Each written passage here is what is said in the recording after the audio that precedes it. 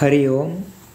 अमृतानुभव योगदास श्री जय गणेश जोशी यांचे प्रवचन. अध्याय 10वा. ग्रंथ महिमा वर्णन. ओवी क्रमांक 14. या कारणे मिया गोप्य दाविले बोलोनिया, ऐसे नाही अपैसया प्रकाशूची. अर्थात तथापि मी एवढ्यासाठी हा ग्रंथ सांगितला असे नाही, तर हे गुह्य स्वभावताच प्रकाशित आहे. माऊली आता येथे एक निराळेच निवेदन करत आहेत. ते सांगतात की मागील ओव्यांमधून माझ्या ग्रंथ निर्मितीचे प्रयोजन मी सांगितले आहे. तरीही केवळ त्यासाठीच मी हा ग्रंथ रचला असे नाही, तर आत्मब्रह्मज्ञान हे गूढ आहे, तरीही ते साक्षात्कारींसाठी सूर्यप्रकाशा एवढे उघड आहे. त्यांच्यासाठी ते स्वभावताच अगोदरच प्रकाशित आहे. त्यांना दिव्य दर्शन होऊन ते त्यांना आकलन होणे, प्राप्त होणे इतकेच फक्त शिल्लक असते. त्या काळी अध्यात्मज्ञान हे फक्त संस्कृतमधूनच सांगावे, लिहावे असा प्रघात होता. यामुळे बहुसंख्य जनता अध्यात्मापासून दूर राहिली.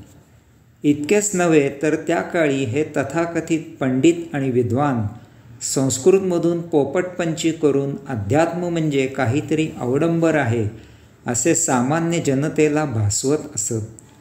त्यात त्यांचा अहंकार जोपासला जात असे. त्यांना जनता ज्ञानी असे ओळखत असे. अज्ञानाने त्यांचा आदर करत असे. माऊलींनी येथे अवतार धारण केला आणि त्या काळातील या गैरसमजाला सुरुंग लावला.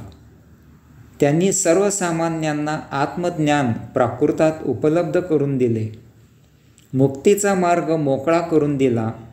यामुळे माऊली येथे सांगतात की मी येथे काहीही निराळे नवीन असे सांगितलेले नाही, तर जे अगोदरच उपलब्ध आहे, परंतु जे सर्वसामान्यांना उपलब्ध नव्हते तेच मी येथे उपलब्ध करून दिले आहे.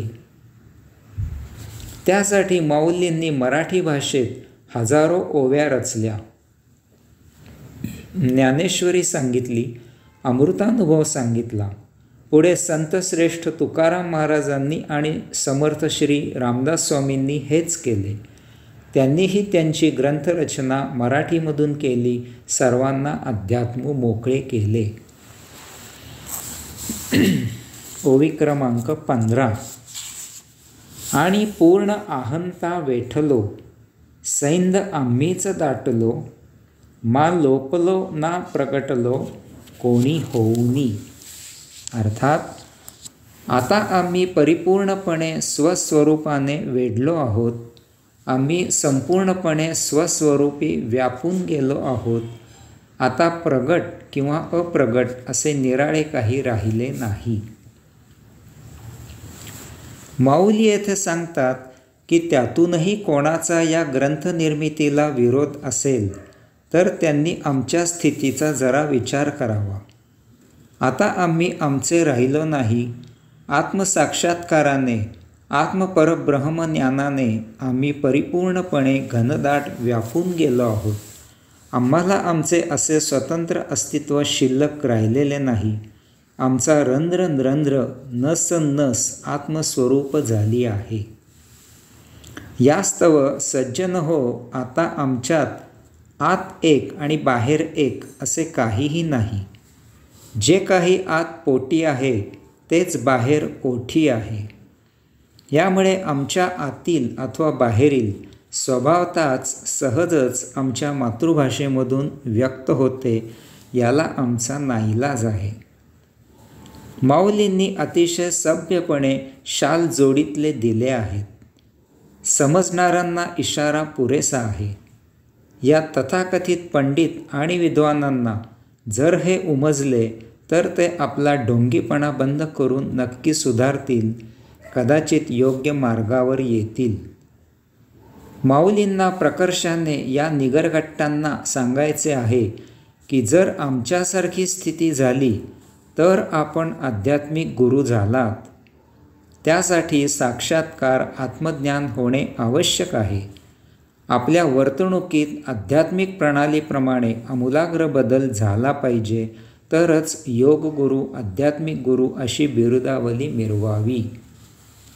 खरे म्हणजे हे सर्व तुम्हाला मिरवावे असे वाटते, याचाच अर्थ आपण अजून भौतिकातच रुतलेलो आहोत. आपण पैसा, प्रसिद्धी, प्रतिष्ठा इत्यादीच्या मागे लाचार आहात. आपण अध्यात्माच्या नावाखाली अध्यात्म सोडून इतर काही करत आहात. आपण असेच या भौतिकात खितपत राहणार यात जराही शंका नाही. सुज्ञांनी अशांच्या नादी न लागणे हे उत्तम. कारण आपणही यांच्यासह येथे जन्मोजन्मी फरफटत राहू. यांच्या दरबारी हजेरी लावणे यात प्रतिष्ठा मानू नये. तो भपकारा आहे, ती अधोगती आहे हे वेळीच ओळखावे आणि स्वतःला सावरावे. त्यांचे नित्य जीवन निरखून निर्णय घ्यावा. आपला वेळ आणि पैसा नष्ट होत आहे का याचा जरी विचार केला तरीही यांची नेमकी ओळख होईल. माऊलींनी मातृभाषेत लिहिले, सांगितले. त्यांना परभाषेचा वापर करावा असे वाटले नाही. हे तथाकथित गुरु काय करतात ते ओळखावे. त्यांचा बडेजाव निरखावा, तर ही ओवी लिहिल्याचे सार्थक झाले असे माऊलींना वाटेल. ओवी क्रमांक 16. आपण या आपण पे निरूपण काय वोपे, मा उगेपणे हरपे ऐसे आहे. अर्थात आपले आपणच निरूपण काय करावे, तसे न केल्यास स्वस्वरूप हरवेल की काय. माऊली त्यांना विरोध करणाऱ्यांसाठी वक्तृत्वाचा उपयोग करीत आहेत. साक्षात्कारानंतर, आत्मानुभूती प्राप्त झाल्यानंतर स्वस्वरूपता प्राप्त होते. साक्षात्कारी स्वतः आत्मस्वरूप होतो. आता त्याने केलेले आत्मस्वरूपाचे निरूपण ही त्याची स्वानुभूती असते. म्हणजे एक प्रकारे त्याने केलेले असे कथन हे त्याचे स्वतःचेच कथन असते. यावर कोणी आक्षेप घेऊ नये की असे स्वतःचे स्वतःच कथन करण्याची गरज काय. हे असे त्या काळी शक्य होते, कारण तथाकथित पंडितांना आत्मज्ञानाचा सर्वसामान्यांमध्ये प्रचार व्हावा, प्रसार व्हावा, सर्वांना आत्मज्ञानाचा मार्ग माहीत व्हावा, मुक्तीचा मार्ग मोकळा होऊन तो सुकर व्हावा, सर्वांना मुक्ती प्राप्त व्हावी अशी इच्छाच नव्हती. आत्मपरब्रह्मज्ञान सर्वांना न येणाऱ्या संस्कृत भाषेत लपवून ठेवले जात होते. ब्राह्मणांशिवाय इतर कोणाला आत्मपरब्रह्मज्ञानाचा अधिकारच नाही असा दंडक या तथाकथित विद्वानांनी घालून दिला होता. कारण एकतर त्यांना त्यांचा अहंकार जोपासायचा होता आणि दुसरे म्हणजे इतरांना अडाणी ठेवण्यात त्यांचा स्वतःचा अनाधिकार सुरक्षित राहत होता. यांचा अनाधिकार म्हणजे हे स्वतः आत्मसाक्षात्कारित नसताना केवळ ब्राह्मणापोटी जन्माला आले म्हणून हे स्वतःला ब्राह्मण म्हणवत असत.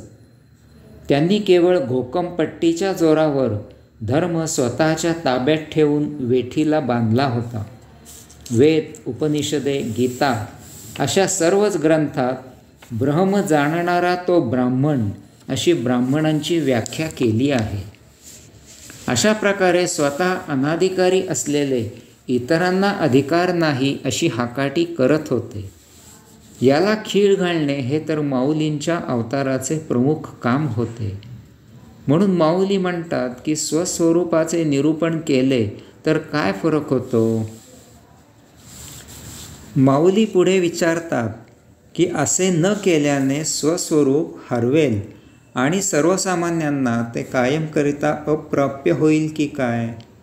असा कोणाचा भ्रम असेल तर ते चूक आहे, गैरसमज आहे. कारण आत्मपरब्रह्म सतत स्वयंप्रकाशित आहे. ते कधीही हरवणार नाही की नष्ट होणार नाही की लपून राहू शकत नाही. कोंबडे टोपलीखाली झाकले म्हणून ते काय आरवायचे थांबत नाही. ते तेथूनच आरवते आणि उजाडल्याची वर्दी देते. यास्तव आम्ही आमची स्वानुभूती ग्रंथरूपाने सर्वांसाठी सांगितली, यात काहीही चूक तर नाहीच. उलट या योगे सर्वसामान्यांना आत्मपरब्रह्माचे ज्ञान प्राप्त होईल आणि यथाकाळी ते कैवल्यासाठी, मुक्तीसाठी योग्य मार्गी यात्रा करू लागतील. हरिओम.